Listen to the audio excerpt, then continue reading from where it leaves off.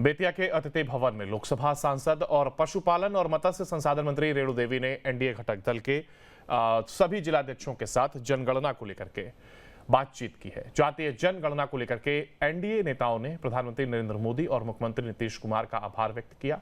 इस दौरान बीजेपी सांसद डॉक्टर संजय जायसवाल ने कहा कि जातीय जनगणना होना देश के विकास के लिए जरूरी है। उन्होंने कहा कि भारत के प्रधानमंत्री नरेंद्र मोदी जी हमेशा आम जनता के हित में फैसला लेते हैं।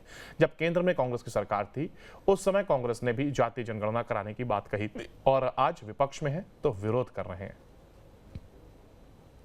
आदरणीय अपने नीतीश कुमार जी को जो शुरू से ही चिंता करते थे, और आज जो देश में जो चिंता है, शुरू से ये भी चिंता है क्योंकि पंडित दीनदयाल जी ने कहा था कि जिसके पैर में वैवाह फटा हो, अगर उसकी सेवा हम करते हैं तभी हम शासन कर सकते हैं। यानी हम गरीब गुरबा की सेवा करना। और जो आज क्रेडिट लेना चाहते हैं, मैं तो कल भी बोली थी कि जो क्रेडिट लेना चाहते हैं उनका क्रेडिट कुछ भी नहीं है, क्योंकि 2000 में जब मैं मांग करती थी कि आरक्षण होना चाहिए, पंचायती चुनाव होना चाहिए, तो उनके पिताजी का क्या भाषण था रिकॉर्ड उठाने के बाद पता चलेगा।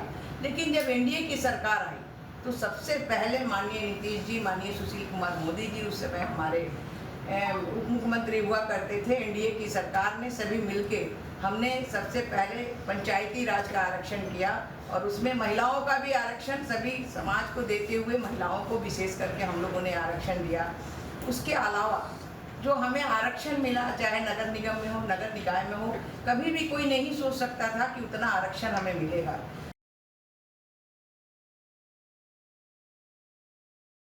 लालू जी उस समय सरकार में थे, सभी ने बार बार रिक्वेस्ट किया था कांग्रेस से कि जनगणना होनी चाहिए। पी चिदम्बरम ने कांग्रेस के गृह मंत्री थे और उन्होंने साफ कहा कि कोई जातीय जनगणना हम जनगणना के साथ नहीं कराएंगे, हम एक SECC डाटा कराएंगे, सोशियो इकोनॉमिक क्लास, जो कि बाद में होगा।